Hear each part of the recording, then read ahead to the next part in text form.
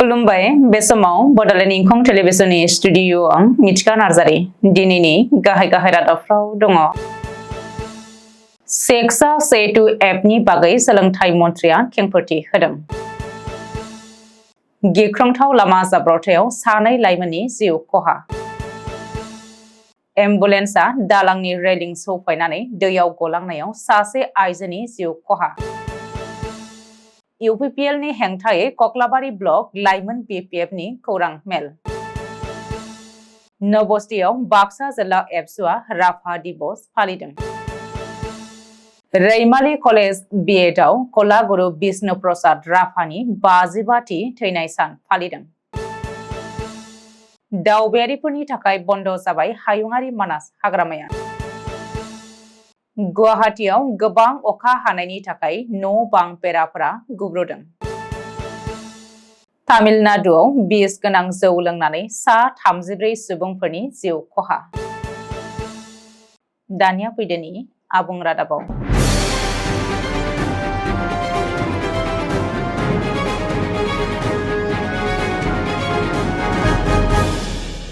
सोलोंथाइ मन्थ्रि डक्टर रनज पेगुआ सेक्सा सेटु एपनि सायाव खेंफोरथि होदों। ससियेल मिडिया एक्सनि गेजेरजों गावनि खेंफोरथिखौ होदों सोलोंथाइ मन्थ्रिया। मख'नो गोनांदि सासे फोरोंगिरिया रुंसारि जानायनि उनावबो सेक्सा सेटु एपनि गेजेरजों सानफ्रोमबो फरायसालियाव नुजाथिनाय दिन्थिनायखौ लानानै सोलोंथाइ मन्थ्रिया खेंफोरथि होदों। सोलोंथाइ मन्थ्रिया मिथिहोनाय बायदिब्ला बै फोरोंगिरिफोरखौ गिबियाव सेक्सा सेटु एपआव नुजाथियै दिन्थिनाय जादोंमोन।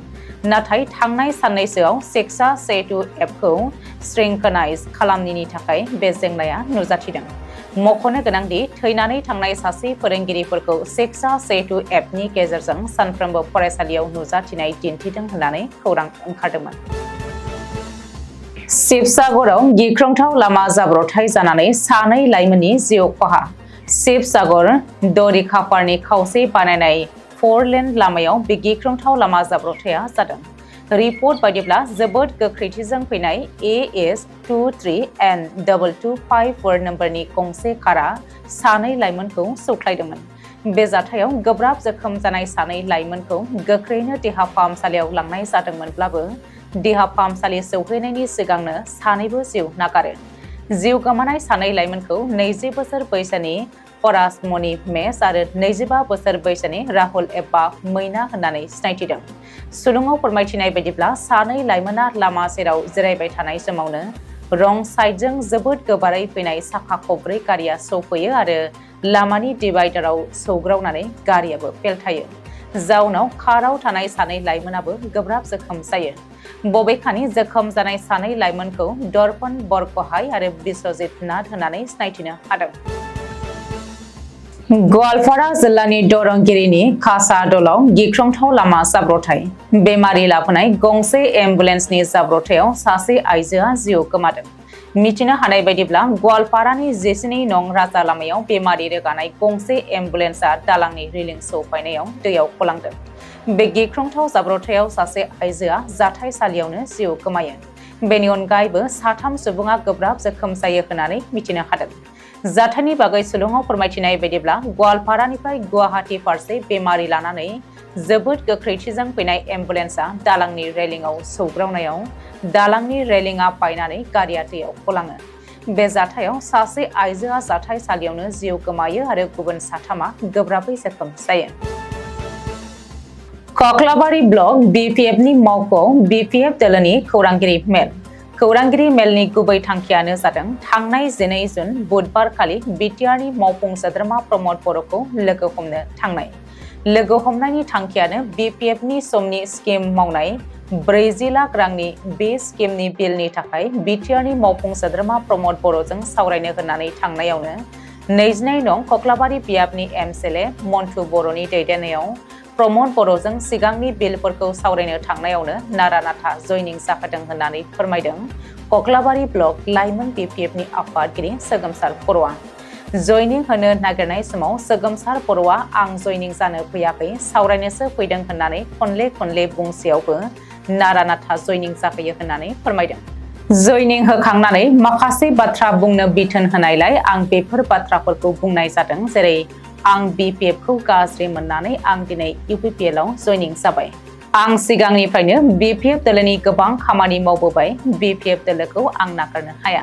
बेनिखायनो आं दिनै फिन BPF आवनो फैफिननानै सिगांनि बायदिनो गोख्रों खामानि मावलांगोन होननानै खौरां मेलनि गेजेरजों बिबुंथि लाखियो। बेजों लोगोसेनो आंजों लोगोसे गुरुकुल राफाखौबो नारा नाथा जयनिं खालामफादोंमोन होननानै फोरमायदों कक्लाबारि ब्लक लाइमोन BPFनि आफादगिरि सोगोमसार बर'आ। बे खौरां मेलाव बाहागो लादोंमोन साफागुरि समस्तिनि बारग' MLA थानेश्वर बसुमतारी, कक्लाबारि ब्लक कमिटि आफादगिरि शंकर बसुमतारी, BPF दोलोनि CWC बलाराम बर', कक्लाबारि ब्लक लाइमोन BPFनि नेहाथारि सिमां रामसियारि लोगोसे BPF दोलोनि मावथि सोद्रोमाफ्रा बे खौरांगिरि मेलाव बाहागो लादोंमोन। बाक्सा जिल्ला दुलाराय बर' फरायसा आफादा बिष्णु प्रसाद राभानि 55थि थैनाय सान राभा दिबसखौ नबस्ति दख'रा एबसुनि मददजों नबस्ति बिआर ब्रह्म गोजौ फरायसालियाव फालियो। बे फालिनायनि हाबाफारि बायदियै बिष्णु प्रसाद राभानि मुसुखायाव बिबार बावजेनो बाक्सा जिल्ला बर' थुनलाइ आफादनि सोद्रोमा अरुण चन्द्र बर'आ। राभा दिबस फालिथायनि हाबाफारियाव बिफां फुलि गायजेनगिरि महरै बाहागो लानानै बिफां फुलिखौ गायजेनो बिआर ब्रह्म गोजौ फरायसालिनिनो गाहाय फोरोंगिरि मनेश्वर बर'आ। बे हाबाफारियाव बाक्सा जिल्ला एबसुनि गुबुन गुबुन बिबानाव थानाय बिबानगिरिफोरजों लोगोसे सुबनखाथा, जफादं, बागानपारा दख'रानि बिबानगिरिफोर, नबस्ति बिआर ब्रह्म गोजौ फरायसालिनि फोरोंगिरिफोरजों लोगोसे फरायसालिनि फरायसुला फरायसुलिफोरखौ गाजा गोमजायै बाहागो लानायखौ नुनो मोनो। बिजनी मौथारायाव थानाय रैमाली एकाडेमी कलेजाव कलागुरु बिष्णु प्रसाद राभानि 55थि थैनाय सान फालिदों। बे हाबाफारियाव रैमाली एकाडेमी कलेजनि मासिगिरि राजेन बसुमतारीया बाहागो लानानै आलारि बाथि एबा जेवारियाव अर फोजोंजेननानै कलागुरु बिष्णु प्रसाद राभानि मुसुखायाव बिबार बावग्रोयो। लोगोसेनो कलेजनि गोरायुं डक्टर बिनन्द बर'जों लोगोसेनो गासैबो फोरोंगिरि आरो फोरोंगिरि नङै स्टाफफोराबो बिबार बावदोंमोन। मख'नो गोनांदि 1909 मायथाइनि 30 जानुवारियाव आथिखालनि बांलादेशनि ढाकायाव कलागुरु बिष्णु प्रसाद राभानि जोनोम जादोंमोन आरो 20 जुन 1969 मायथाइयाव कलागुरु बिष्णु प्रसाद राभाया तेजपुराव रुंसारि जादोंमोन। भारतनि रिभलुशनारि कमिउनिस्ट पार्टी एबा RCPI हानजाजों लोब्बा थानानै खामानि मावनानै बिथाङा इंराजफोरखौ भारतनिफ्राय होखारहरनायाव सोमावसारनायाव बाहागो लानायजों लोगोसेनो कलागुरु बिष्णु प्रसाद राभाया असमिया हारिमुखौ जौगाहोनायाव मैखोम बिफाव होबोदोंमोन। बेनिखायनो आथिखालाव आसाम सोरखारा कलागुरु बिमुं होनानै मान बावदोंमोन। दिनैनिफ्रायनो दावबायारिफोरनि थाखाय बन्द जाबाय मुलुग दोरोङारि नेरसोन थावनि हायुङारि मानास हाग्रामाया। बोसोरफ्रोमनि बायदिनो देग्लायबो गाज्रि बोथोरनि फारसे नोजोर होनानै थि खालामो हायुङारि हाग्रामानि सामलायगिरिया।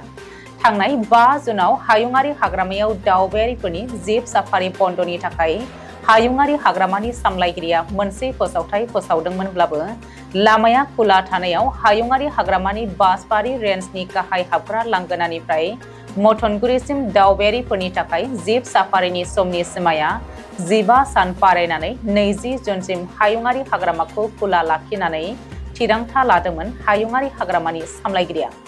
दिनै बे समनि सिमाया जोबनायाव दावबायारिफोरनि थाखाय आबुङै बन्द जायो हायुङारि मानास हाग्रामाया। बबेखानि 3 दाननि उनाव हायुङारि हाग्रामानि सामलायगिरिनि बिथोन बायदियै फिन अक्ट'बर दानाव दावबायारिफोरनि थाखाय बेखेवजागोन हायुङारि मानास हाग्रामाया।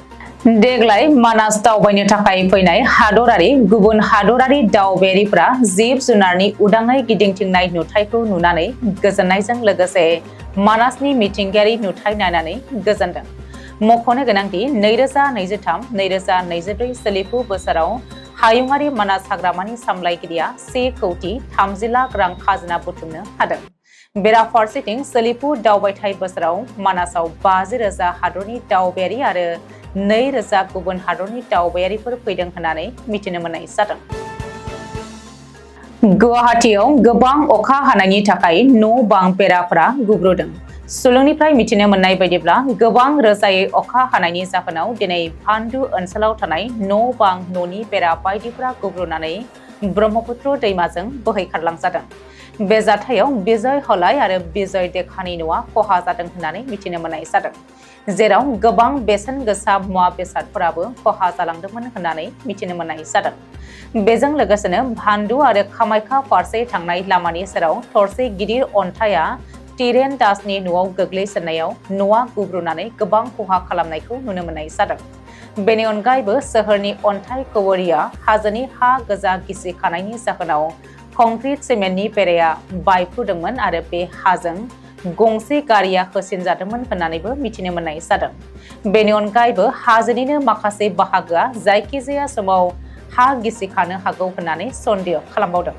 बबेखानि बे जाथायनि बागै खौरां मोननायनि उनावबो जाथायसालियाव हाग्रा बिफान आरो खुंथाय बिफाना नुजाथिहैयाखै होननानै ओनसोलनि सुबुंफोरा फोरमायथिदों। तामिलनाडुनि कल्लाकुरिचि जिल्लायाव बिस गोनां जौ लोंनायनि जाहोनाव गासै सा 34 सुबुंफोरा जिउ खहा जानायजों लोगोसेनो गोबां सुबुंफोरखौनो गोब्राब थासारियाव हस्पिटालाव थिसननो गोनां जादों। बेनि अनगायैबो आरो थैनायनि अनजिमाखौ बांबावनो हागौ होननानै सन्देह खालामबावनाय जादों। बे जाथायनि खौरांखौ मोननायनि उनाव तामिलनाडुनि गिबि मन्थ्रि एम.के. स्टेलिन बिअ'वाइआ गावनि टुइटारनि गेजेरजों कल्लाकुरिचि जिल्लायाव बिस गोनां जौ लोंनायनि जाउनाव जिउ खहा जानाय सुबुंफोरनि सेराव दुखु फोरमायदों। अदेबानि बे जाथायाव लोब्बा थानाय दायनिगिरिफोरखौ ग्रेप्तार खालामनाय जाबाय होननानै मिथिहोदों। बेफोर बिस गोनां मुवाफोरखौ होबथानो सांग्रांथि गैयै मावफारियाफोरनि बेरेखायै गोख्रों नोजोर होनानै नायबिजिरनाय आरो बे जाथायजोंनो लोब्बा थानाय माखासे समाजनि बेरेखा सुबुंफोरखौ मिथिनो मोननायनि उनाव थाबैनो आयेननि गेजेरजों बिजिरनाय जागोन होननानै टुइटारनि गेजेरजों गिबि मन्थ्रिया फोरमायदों। दिनैनि रादाबा एसेनोसै, गोजोन्थों।